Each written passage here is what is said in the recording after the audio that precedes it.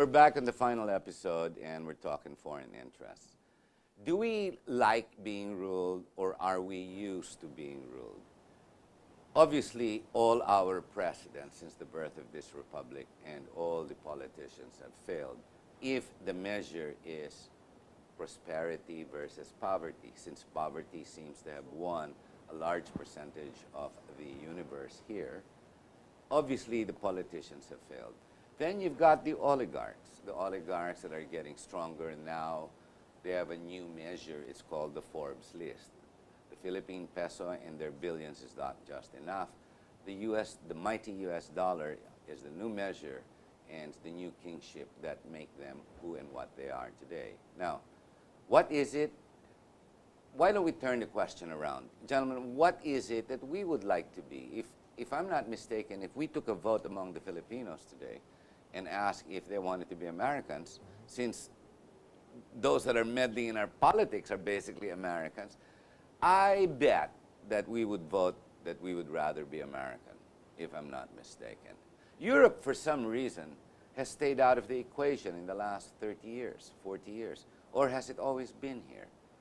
No, I think it's mainly being considered as a quasi-American colony. And let go from there. But there's a lot of British investment here. The 75% of the world's tennis balls, for example, by Dunlop are made here. There's a lot of interesting. I didn't know that. And trivia. And British the aerospace people are making product here in Laguna. So the quality of the work here is very high, and the language makes it easier to produce the right thing. So there is a lot of investment in here.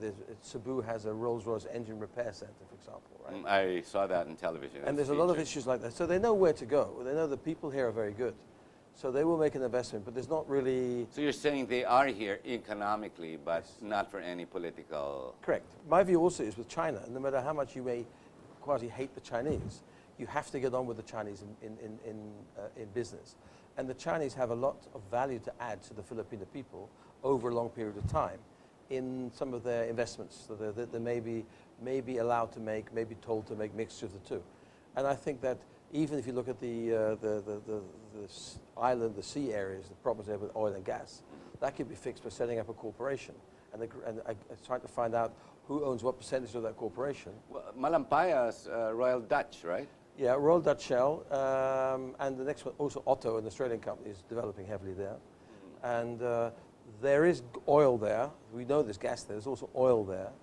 But again, you need to get the equation right. What do the foreign companies get out of it if we bring it to the surface? So a lot of the gas was kept here, right? A lot of the gas was kept here. But if you explore more, the people like Shell, whoever is going to do the exploration, which is the high cost area, they need to get the right percentage. And also the Filipino... So the business climate, the political scenario or authority restricts the business, is what you're saying. I think, yeah, they have to really get the percentages right. So why would you put in billions of dollars worth of investment if you don't get the return that you want to get? And it works both ways. It's not only the government that says, I need this, but the foreign company also says, I need this. So you have to sit around the table and agree something.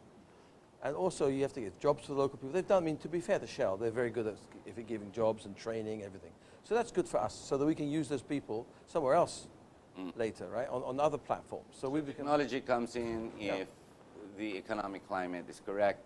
Unfortunately, the political climate restricts it and holds it down. It should really run like Hong Kong used to be run. I lived in Hong Kong for 10 years. Hong Kong is a capital city, a state, run by the business people, and the government has no say at all. It has now because China took it over. But when the British ran it, Hong Kong was run by the four Hongs, Swire, Jardines, Inchcape, and those guys ran the country. And the government noble houses. Noble houses. The governor was told what to do. He had zero say, apart from sovereignty. And at the end, it became sovereignty, and they lost, right? So it's all about money. It's all about money. And that's all that it was. You agree with that? That's the way we should be. If we can somehow get the people a trickle down, such as happened in Hong Kong, and such as it happens even in Singapore. What we need to do as a nation is stop this, I want my money today and I don't care about tomorrow, and then nothing comes down to the poor. And you never elevate it like an ocean rises, the ships rise with it, whether you're a huge one or a tiny one, boat, right? Yes. You have to have the ability for a country to do that. Otherwise, it's useless when you let business in. In your columns in the Manila Times, you have taken note of how banks have degenerated into poor financial houses in the last year and a half. And the negative interest rate and the practice today of banking does not necessarily grow economies any longer. And yet you're saying that it can grow in this country if given a chance, meaning free it of the politics that is now controlling the business climate. Yep. Of course, one would be, well, amending the Constitution to get rid of most of the restriction on ownership. Yeah. Two would be mining, addressing all these little issues. Mining Getting is- rid of the nationalism, but looking at the economy, consumerism. And sharing that with all the people, not just sharing it amongst 5, 6 people, but making sure that it trickles, as Romel said, it trickles all the way down. Build houses for the poor. But they have to be part of the equation. They have to work to get that money. So you have to make the investment, whether the investment comes locally or from overseas. Probably the best is a mixture of all. Do you think we need America's help to correct our political issues, our problems? Because now, well, the collateral damage is getting worse, and the political oligarchies are in conflict, and this will only heighten because of the coming election. You've got the Yellow Army against everybody this time. There's one commonality, one enemy, which is Pinoy and the Liberal Party. Do you think we require the Americans to help straighten this mess out again? I don't think the Americans can help you with this mess. It can help you because they have huge interest in Oceania. They've got islands that we still, as a country, own, and we'll have a navy there all the time, unlike the British. Of course, they all left because their interests here are no longer here. Whereas you always have a navy ship nearby because, like I said, you have a lot of oceanic, tiny countries that are still U.S. territories. But I want to tell you this. Here's a question for you. What works and is both the strength and the catastrophe of the United States government is a two-party system. You don't have a two-party system here. No, we got multi-party, yes. The only way multi-parties work is with his Commonwealth, where they have a parliamentary situation. Yeah, we have a funny hybrid. I say you get rid of this, One or the other. what you Choose thought one or was the an other. American system, which it isn't, and go with what works, which is a parliamentary system. But that's a question I want to leave to you. Why stick with a situation which you cannot accomplish, which is a two-party system, and that's the only way we function as a United States government? What do you say about changing your whole political system? But you also got here a president and a vice president who can compete. In Yes, they America, do. the president and the vice president on one ticket. Yes, in Here, America. it's separate tickets. Separate tickets, yes. Well, we have a hybrid because this got all messed up during the Cory regime, during the revolutionary government, where the parliamentary lost by 1 vote. We should have gone in that direction. But instead, we introduced the multi-party system, and it became a hybrid, like I said, or a mestizo of sorts. But it seems every move we make, it's the Americans that always have to come to correct it, fix it, if necessary, or is controlling it. For example, this issue again in Mama Sapano, just looking at the current events. Why were the Americans there? And yet you were telling me earlier, you made sure, because you inquired yourself. Direct to an embassy person. Yeah, no, I've heard the American position, and I've read it in The Economist as well, and I've heard it on CNN, and that there was nothing. In the there was battle, no participation. Yeah, in the battle, there's no participation. There was no participation in the battle, but on video, we saw the American helicopter come in before even the military helicopters. We saw 4 Caucasians dressed in military garb, right? And they were carrying the body of Marwan, where they cut off his finger. Yes. And they were moving out, and they were rescuing 1 or 2 people. Of course, as of late, there's a report that there was a Caucasian that was shot in the field, but you never know, because in the Philippines, there are Filipinos who look very Caucasian. But they don't exist here. But they don't. Okay. So was America involved? Should America be involved? And would it be best if America was or not involved? It seems the communist strong left group here, those that rally in front of the U.S. Embassy, really hate the Americans, right? It's obvious. Yes. And they carry around, very obviously, the red flags and the sickle on their flags. So obviously it's communism. But communism, we already know, is dead, gone, and ridiculous. It does not work. Correct. Now we've got the new power. It's called the Muslim influence. It's infiltrating. And it's getting worse because as of just yesterday, I just read the Boko Haram, this crazy group in Africa, right? Oh, yeah. And Sierra Leone. And they're going and they just teamed up with this barbaric ISIS. Now, we have somewhat these ISIS, a representative of that here, with Al-Qaeda, Jamaya Islamiyah, way down in the south, who are leading these Muslim groups called the MILF, BILF, and whatever beef they call themselves. The point is, they're here. Now, it's no longer communism, it's Muslims, I guess, we're beginning to fight. And we want to give them more power, we want to give them 70 billion. Is America there, if it's true that America has a very strong influence in this country, how is it that they're allowing that? If I'm not mistaken, you two are at war with the ISIS. Correct me if I'm wrong. Yep. War against terror. Yes, and now in fact, your President Obama is asking on the floor if he can put boots on the ground once and for all. You've got to hold the expansionism or the aggression of the Muslim community, the fundamentalists. But there is a way of getting around that in the South. If the people in the South had proper jobs and careers and a future, all this fundamentalism would go away.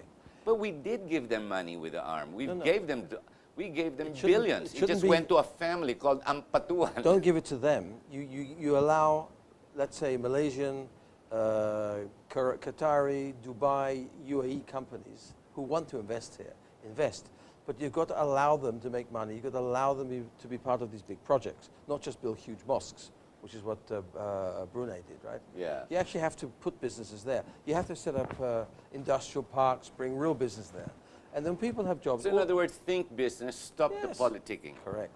Forget the infighting and let's just conflict in battle with the dollar, the peso, Yes. the pound, whatever. Yeah. Yeah. Let that be the battleground. Correct. I'm going to tell you the American public will not put up with any dead American body here in the Philippines fighting any Muslim factions. Now, with that in mind, America also gave $5 million to whoever found this guy.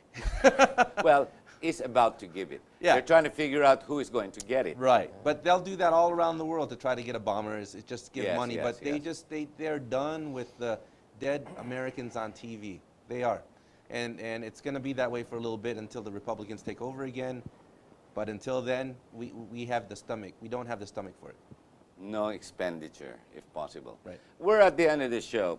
What message would you guys like to give to our viewers when it comes to foreign interests or how Filipinos should relate, for example, to America, to Europe, to other, even Australia or even Malaysia?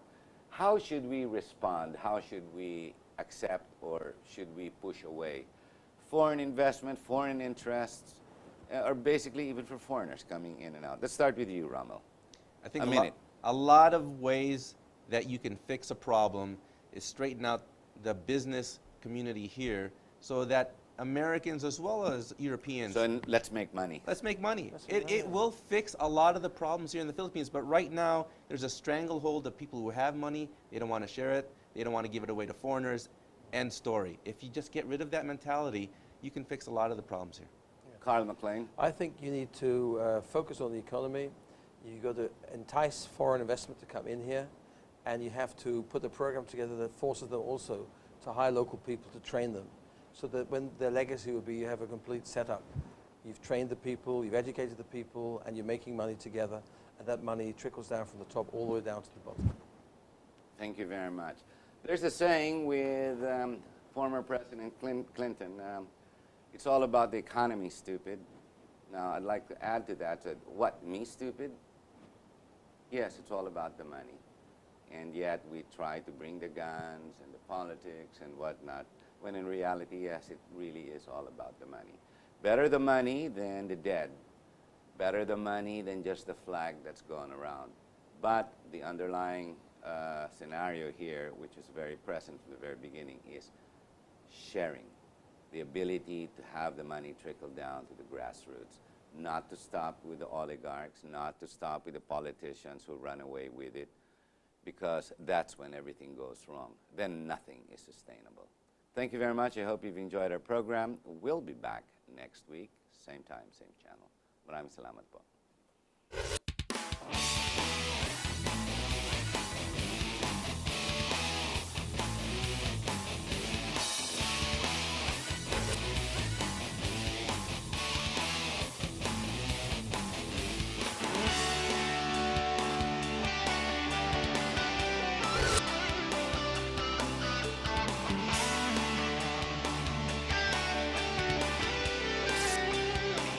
You are what you watch.